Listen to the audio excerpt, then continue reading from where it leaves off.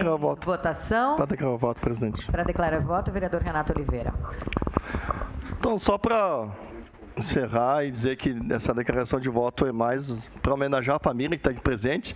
Se vocês puderem, dona Neuza, esposa, se puder levantar, só para a família reconhecer vocês, que sei que puderam sair cedo de casa, né? Então, que eu disse para eles que era na primeira discussão, né? O Milton, o filho, e a Helenice, esposa do Milton, tinham outro compromisso, tiveram que sair, né? Mas para nós é com muita honra poder fazer essa homenagem aqui na casa hoje, né?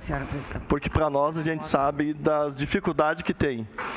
Como disse o vereador Dombrowski, tinha outro nome, as pessoas, quando nós fomos fazer o abaixo-assinado lá na rua, as pessoas nos pediram que precisava um Uber, pedir alguma coisa, não tinha como essa localização. Então hoje, com o nome da rua, e além do nome da rua, nome de uma pessoa que a gente conheceu, como disse, não só na casa, como lá no espaço da frase, fazendo aqueles belos carreteiros, quem conheceu, né?